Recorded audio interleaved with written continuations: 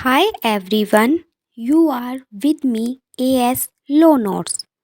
Today we will discuss the topic charge जो कि दिया गया है चैप्टर 18 में सेक्शन 234 टू 247 में भारतीय साक्ष्य अधिनियम 2023। आइए देखते हैं। सबसे पहले हम डेफिनेशन देंगे जो भारतीय साक्ष्य अधिनियम में दी गई है। Section 2 subsection 1 clause F charge includes any head of charge when the charge contain more head than one। जो डेफिनेशन दी गई है इसमें यह नहीं बताया गया कि चार्ज क्या है, लेकिन यह बताया गया है कि चार्ज में क्या इंक्लूड होता है। तो आइए देखते हैं मीनिंग। सिंपल वर्ड में हम चार्ज को कह सकते हैं एक्यूजेशन। एक्यूजेशन मीन्स होता है कोई ऐसा स्टेटमेंट देना किसी पर्सन के अगेंस्ट कि उसने मेरे साथ कुछ मोरली रॉन्ग किया है, इलीगल किया है या फिर मिसकाइंड बिहेव किया है। The formal allegation made against an accused person, कोई एलिगेशन लगाना एक्यूज पर्सन के अगेंस्ट हमारा चार्ज कहलाता है। जो भारतीय साक्ष्य अधिनियम में डेफिनेशन दी गई है चार्ज की, उसमें यह नहीं बताया गया कि चार्ज का एग्जैक्ट मीनिंग क्या है, लेकिन यह बताया गया कि उसमें क्या क्या इंक्लूड होता है। तो हम चार्ज का मीनिंग देख रहे हैं कि चार्ज का मीनिंग एक्चुअली में होता क्या है। हमने सिंपल मीनिंग देख लिया चार्ज का, अब लीगल टर्म में यह कैसे यूज होता है आइए देखते हैं। Charge means informing the accused person of the ground on which the accused is charged। Charge का मतलब होता है कि एक्यूज पर्सन को इन्फॉर्म करना कि उसे किस ग्राउंड्स पर हम एलिगेशन लगा रहे हैं, क्या ग्राउंड्स हैं जिन पर हम उस पे एलिगेशन लगा रहे हैं, उस पर क्या आरोप हम लगा रहे हैं। सिंपली एक्यूज पर्सन को यह बताना कि उस पर क्या आरोप लगाए गए हैं। A charge in a legal term use to describe an allegation. Charge का यूज़ किया जाता है कि क्या एलिगेशन है जो किसी पर्सन के अगेंस्ट हम बोल रहे हैं या फिर लगा रहे हैं। Similarly when an allegation against an individual, जब किसी इंडिविजुअल के अगेंस्ट हम चार्ज कहेंगे, लेकिन अगर मल्टीपल एलिमेंट्स हैं तो उसे हम चार्जेस कहेंगे। अब हम डिस्कस करेंगे meaning of framing of charge कि क्या मीनिंग है चार्ज को फ्रेम करने का। Framing of charge in a criminal case is formal accusation of an individual committing a specific offence और क्राइम। फ्रेमिंग ऑफ चार्ज पहला स्टेप है जो किसी पर्सन के द्वारा किसी दूसरे पर्सन के अगेंस्ट लगाया जाता है कि उसने कोई क्राइम कमिट किया है। During this process the court review the evidence, court review करती है एविडेंस को और एलिगेशन को जो कि लगाए गए हैं या प्रेजेंट किए गए हैं प्रोसिक्यूशन के द्वारा। और अगर कोर्ट को सफिशेंट ग्राउंड मिल जाता है कि अक्यूज पर्सन ने यह ऑफेंस कमिट किया है, तो वह चार्ज को फ्रेम करती है against the accused person. What is the purpose of framing charge, क्या पर्पस है चार्ज को फ्रेम करने का। फर्स्ट, इन्फॉर्मिंग द एक्यूज्ड, पहला और मोस्ट इम्पोर्टेंट पर्पस है कि इन्फॉर्म करना एक्यूज पर्सन को कि उसे किस ऑफेंस के लिए चार्ज किया जा रहा है, ऑफेंस की डिटेल, एलिगेशन कि कौन कौन से एलिगेशन लगाए गए हैं उस पर। यह इंश्योर करता है कि एक्यूज पर्सन को पता हो कि क्या नेचर है ऑफेंस का, क्या एलिगेशन उस पर लगाए गए हैं। नेक्स्ट, स्टेबलाइजिंग लीगल फाउंडेशन, यह स्टेबलाइज करता है ट्रायल के लिए बेस, जो एक लीगल फाउंडेशन है। एक बार चार्ज फ्रेम हो गया तो हम ट्रायल के लिए मूव कर सकते हैं और एक्यूज पर्सन अपना डिफेंस प्रिपेयर कर सकता है। Next, transparency. It promote transparency in a legal process by clear defining the scope of the case. यह ट्रांसपेरेंसी प्रमोट करता है जो कि क्लियरली बताता है कि एक्यूज पर्सन पर क्या आरोप लगाए गए हैं, क्या केस है, स्कोप क्या है केस का। Next, protection of right. यह सेफगार्ड करता है एक्यूज पर्सन के राइट को कि वह अवेयर है कि उस पर क्या चार्जेस लगाए गए हैं और उन चार्जेस के अकॉर्डिंग वह अपना डिफेंड कर सकता है अपने आप को in front of court. Next, setting the stage for trial. यह स्टार्ट करता है ट्रायल के फेस को, जहाँ पर एविडेंस प्रेजेंट किए जा सकते हैं, विटनेस को प्रेजेंट किया जा सकता है, लीगल आर्ग्यूमेंट्स हो सकते हैं। जब तक चार्ज फ्रेम नहीं होता उससे पहले इंक्वायरी चलती है, लेकिन एक बार चार्ज फ्रेम हो गया तो उसके बाद ट्रायल की स्टेज आ जाती है। आइए इससे रिलेटेड केस देखते हैं। VC Shukla versus state 1979। In this case, Supreme Court held that the purpose behind framing charge is to give clear, unambiguous, or precise notice of the nature of accusation that the accused is called upon to meet in the course of a trial. एक clear precise notice देना accused को कि उस पर क्या accusation या क्या allegation लगाए गए हैं, ताकि वह ट्रायल के टाइम पर उसे पता हो कि वह किस लिए आया है और वह अपना डिफेंस प्रिपेयर कर सके। और अगर किसी केस में एक्यूज पर्सन को यह इन्फॉर्म नहीं किया गया कि उसके अगेंस्ट क्या चार्ज हैं, तो यह इनजस्टिस करता है एक्यूज पर्सन के अगेंस्ट। एक्यूज पर्सन के राइट का वॉयलेशन होता है, क्योंकि अगर वह अवेयर ही नहीं है अपने चार्जेस के बारे में तो वह कैसे अपना डिफेंस प्रिपेयर करेगा। इसलिए चार्ज को फ्रेम करने का मेन पर्पस है कि एक्यूज को अवेयर करवाना उसके चार्जेस के बारे में। Now we will move to discuss next topic, contents of charge. कि चार्ज को जब हम फ्रेम करते हैं तो उसमें क्या क्या कंटेंट होने चाहिए। Section 234 deal with contents of charge. क्या असेंशियल एलिमेंट्स हैं जो चार्ज में होने चाहिए। First, it must state the offence with which the accused is charged. State of offence होना चाहिए कि वह ऑफेंस कैसे स्टेट का है, नेचर क्या है उस ऑफेंस का। Second, the charge framed shall specify the exact offence name for which the accused is charged. Offence का नाम मेंशन होना चाहिए।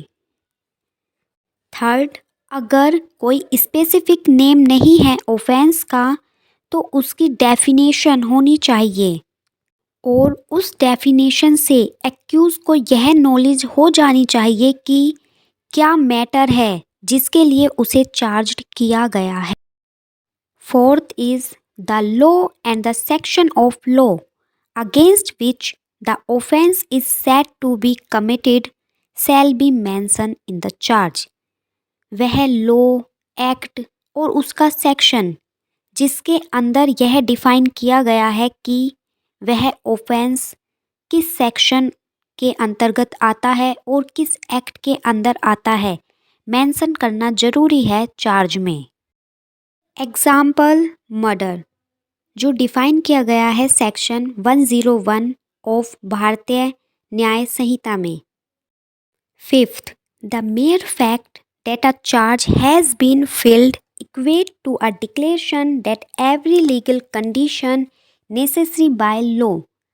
अगर हमने कोई चार्ज बना दिया है किसी ऑफेंस का, इसका मतलब हुआ कि उस ऑफेंस के जितने भी असेंशियल कंडीशन हैं वो फुलफिल्ड हो रहे होंगे।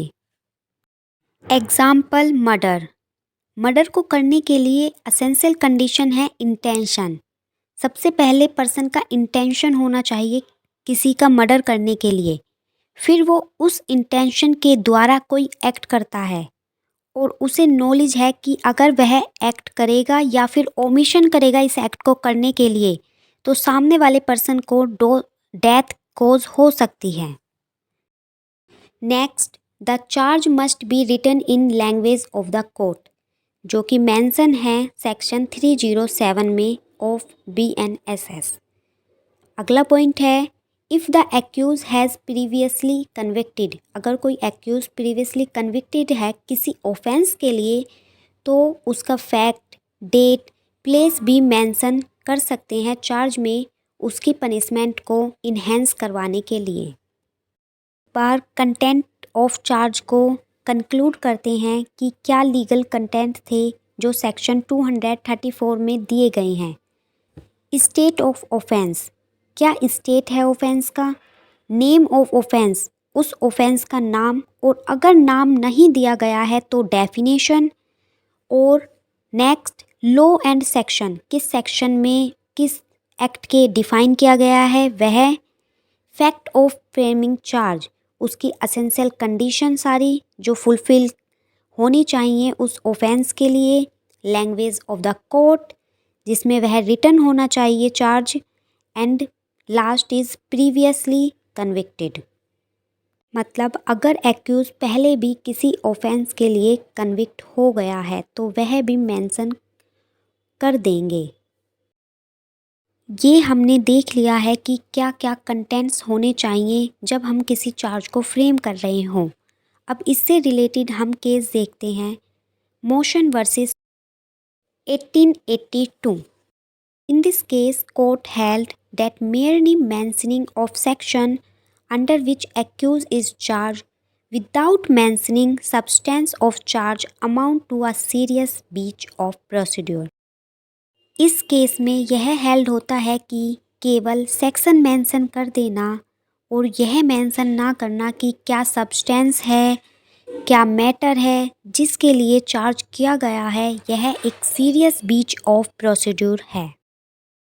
Now we will move to discuss particular as to time, place and person which is mentioned in section 235 of BNSS. It provides for the factual content of charge. Legal content देखा हमने अभी section 234 में। अब factual content कि charge में factual content क्या होना चाहिए, कैसे प्रोवाइड किया जाए वो। It provide that every charge must contain particular as to the time when the offence was committed. Time बताना है जब वह ऑफेंस कमिट हुआ हो। प्लेस, वह ऑफेंस कहाँ पर हुआ है। पर्सन, किस के अगेंस्ट हम कमिट कर रहे हैं उस ऑफेंस को। और the thing in respect of which the offence was committed. The exact time need not be mention in the charge form. Exact time mention करने की ज़रूरत नहीं है। Particulars must be mentioned which are reasonable sufficient to give accused notice of matter. Place, time, things उतनी ही mention करना ज़रूरी है जिससे एक्यूज को सफिशेंट नॉलेज मिल जाए कि किस मैटर के बारे में बात की जा रही है। Next, if a person is charged with criminal breach of trust or dishonest misappropriation of money or any other movable property। अगर इन ऑफेंस के लिए किसी पर्सन को चार्ज किया जाता है तो क्या क्या चीज़ मेंशन की जाएंगी।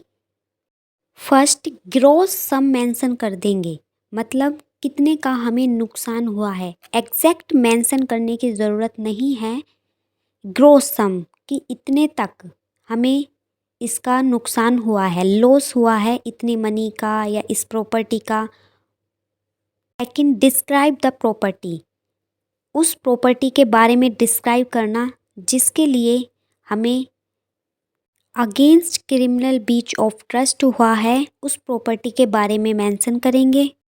And the last is date mention करेंगे कि किस डेट के नियरली यह ऑफेंस हुआ है। एग्जैक्ट डेट मेंशन करने की नीड नहीं है, लेकिन वह 1 साल के अंदर ही डेट होनी चाहिए। आइए इससे रिलेटेड केस देखते हैं। In Ranchhod Lal versus state of Madhya Pradesh 1964, it was held that failure to mention the particulars precisely due to the nature of information may not invalidate the proceeding। इस केस में कहा गया, अगर किसी कारणवश पर्टिकुलर डेट या टाइम मेंशन नहीं किया गया, इसकी वजह से प्रोसीडिंग इनवैलिड नहीं होगी। Now move to next point, manner of committing offence which is given in section 236 of BNSS। आइए देखते हैं। इसका मतलब है कि कब हम लोग ये मेंशन करेंगे कि चार्ज में किस ढंग से ऑफेंस कमिट किया गया है। कब ऐसी नीड आएगी कि हमें यह मेंशन करना है कि किस मैनर में ऑफेंस कमिट किया गया है। When the nature of the case is such that the particular indicate in section 234 and 235 do not provide the accused with adequate notice of the allegation। जब केस का नेचर ऐसा हो कि उसमें सेक्शन 234 और 235 जो कि अभी हमने पढ़ा है, उसके होने के बाद भी एक्यूज पर्सन को यह पता नहीं चल रहा कि उसे किस ऑफेंस के लिए चार्ज किया गया है, क्या एलिगेशन उस पर लगाए गए हैं, then the charge shall contain such particular of how the alleged offence is committed as would provide for that purpose. अगर एक्यूज पर्सन को लीगल कंटेंट और फैक्चुअल कंटेंट बताने के बाद भी यह पता नहीं चल रहा है कि उसे किस ऑफेंस के लिए चार्ज किया जा रहा है, इस सिचुएशन में हम सेक्शन 236 यूज़ करेंगे कि मैनर, किस मैनर से वह ऑफेंस कमिट किया गया।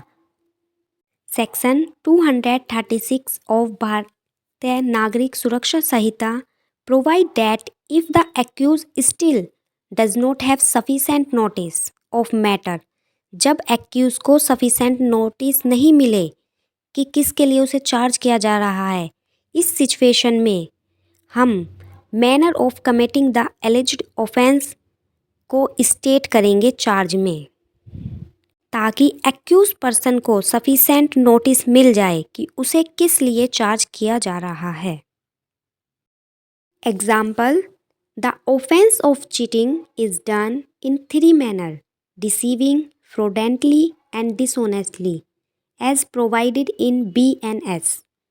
Thus, in order to let accused know about his allegation, the manner must be stated in charge। अगर सेक्शन 234 और 235 को मेंशन करने के बाद भी एक्यूज पर्सन को यह नहीं पता चल रहा कि उसे किस लिए चार्ज किया जा रहा है, तो इस सिचुएशन में हमें मैनर ऑफ चार्ज भी स्टेट करना पड़ेगा। आइए इलस्ट्रेशन देखते हैं जो कि सेक्शन में प्रोवाइड की गई है।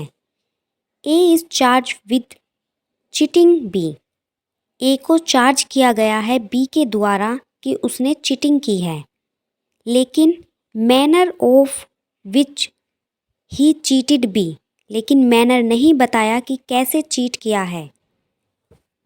ए और बी के बीच बहुत सारी ट्रांजैक्शंस हुई हैं and B had no means of knowing to which of them the charge referred, और ए को यह नॉलेज नहीं है कि किसके लिए कौन सी वाली ट्रांजैक्शन के लिए उसे चीट का चार्ज लगाया गया है। इसी वजह से उसने कोई डिफेंस नहीं किया। The court may infer from such fact that the omission to set out the manner of cheating was in the case a material error. इस केस में कोर्ट ने कहा कि ए को पता ही नहीं चला है कि उसे किस के लिए चार्ज किया गया है, तो यह एक मैटेरियल एरर है, क्योंकि जब तक ए की नॉलेज में यह नहीं आएगा कि उसे किसके लिए, किस मैटर के लिए चार्ज किया जा रहा है, वह अपना डिफेंस कैसे करेगा। Next, words in charge taken in sense of law under which offence is punishable, जो डील करता है सेक्शन 237। इसमें यह कहा गया है कि जो वर्ड्स यूज़ किए गए हैं चार्ज में, मतलब जो राइटिंग हम रिटर्न लिख रहे हैं उसमें हम जो वर्ड्स यूज़ कर रहे हैं वह इंटरप्टेड बेस्ड होने चाहिए लीगल डेफिनेशन के एंड मीनिंग के, ना कि लोकल लैंग्वेज में या लोकल वर्ड्स जो कि हम बोलते हैं नॉर्मली, वैसे वर्ड्स यूज़ नहीं करने जो एवरीडे लाइफ में हम यूज़ करते हैं। इसके लिए हमें लीगल वर्ड्स मीन्स कोई लीगल एक्सपर्ट चाहिए जो कि चार्ज फ्रेम करे। ऐसा इसलिए होता है क्योंकि लीगल डेफिनेशन के जो वर्ड्स हैं वो डिफरेंट होते हैं जो हम डेली यूज़ करते हैं उन वर्ड से। Next, error in charge which deal section 238 and read with section 510। The charges are framed by magistrate of the concerned court. There are chances that such magistrate may make any error or omit any charge. अगर कोई magistrate charge frame कर रहा है तो ऐसी situation हो सकती है कि या तो मजिस्ट्रेट से कोई एरर हो जाए या फिर वह कोई ओमिट कर दे चार्ज को फ्रेम करते समय। तो उसके लिए सेक्शन 238 एंड सेक्शन 510 डील करता है, जो प्रोवाइड करता है effect of error in the charge. आइए जानते हैं। सेक्शन 238, एरर्स और ओमिशन इन स्टेटिंग ऑफेंस और particular in charge are not considered material unless they mislead the accused and resulted in a failure of justice. अगर कोई offence को state करने में एरर हो जाए या ओमिशन हो जाए या फिर पर्टिकुलर इन चार्ज में एरर या ओमिशन हो जाए, particular means time, date, place या थिंग्स जो यूज हुई हैं ऑफेंस में, तो वह तब तक मटेरियल कंसाइडर नहीं की जाएगी अगर उससे मिसलीड हो रहा है एक्यूज पर्सन या फिर उससे जस्टिस मिलने में फेलर मिल रही है। मतलब अगर कोई एरर या ओमिशन हो जाए ऑफेंस को स्टेट करने में तो प्रोसीडिंग कंटिन्यू रहेगी जब तक एक्यूज मिसलीड ना हो जाए या फिर फेलर ऑफ जस्टिस ना हो, तब तक वह प्रोसीडिंग चलती रहेगी। नेक्स्ट सेक्शन देखते हैं, section 510 which deal effect of omission to frame or absence of error in charge। इसे रीड करते हैं। फाइंडिंग सेंटेंस और order of competent court would not be invalid on ground of error, omission or irregularity in framing charge unless there has been failure of justice। किसी competent court ने sentence दिया है या फिर order दिया है और वह इस ग्राउंड पर इनवैलिड नहीं होगा अगर उसमें कोई एरर, ओमिशन या इरेगुलरिटी आ जाए, तब तक जब तक उसे फेलर ऑफ जस्टिस ना हो, मतलब उस ऑर्डर या सेंटेंस से जस्टिस पर कोई फ़र्क ना पड़ रहा हो, तब तक वह इनवैलिड नहीं होगा। लेकिन if there was failure of justice, लेकिन अगर फेलर ऑफ जस्टिस हो रहा है, omission to frame a charge, charge को फ्रेम करने में ओमिशन हो गया उसकी वजह से, देन चार्ज बी फ्रेम्ड, मतलब दोबारा से उस चार्ज को फ्रेम किया जाएगा। लेकिन अगर एरर, ओमिशन और इरेगुलरिटी इन द चार्ज में एरर हो गया, ओमिशन हो गया या इरेगुलरिटी हो गई, उस केस में, मतलब अगर ओमिशन हुआ है फ्रेम को चार्ज करने में, तो कोर्ट ऑर्डर दे सकती है कि चार्ज को दोबारा से फ्रेम किया जाए और वहाँ से दोबारा से प्रोसीडिंग कंटिन्यू कर दी जाए। लेकिन अगर ओमिशन, एरर या इरेगुलरिटी हुई है चार्ज में, तो वहाँ फिर हमें न्यू ट्रायल करना पड़ेगा। इस सेक्शन का पर्पस यह है कि वह प्रिवेंट कर सके failure of justice due to technical breach of rules.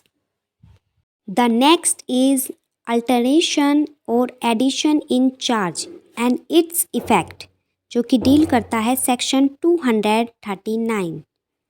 This section provide that there are no boundation to alter और एड टू एनी चार्ज। कोई भी ऐसी बाउंडेशन नहीं है कि हम चार्ज को अल्टर ना कर सकें या फिर उसमें कुछ ऐड ना कर सकें। द कोर्ट में अल्टर और ऐड एनी चार्ज, किसी भी चार्ज को कोर्ट अल्टर कर सकता है, चेंज कर सकता है या फिर उसमें कुछ ऐड कर सकता है at any time before pronouncing the judgment देने से पहले किसी भी टाइम। आफ्टर सच अल्टरनेशन और addition it must read and explain to the accuse. लेकिन कुछ ऐड करने के बाद या फिर कुछ चेंज करने के बाद यह एक्यूज को बताना, एक्यूज की नॉलेज में। इफ ऑल्टरेशन और addition to the charge prejudice the accused और the prosecutor, the court may direct for a new trial to be conduct और adjourn the trial for a future date.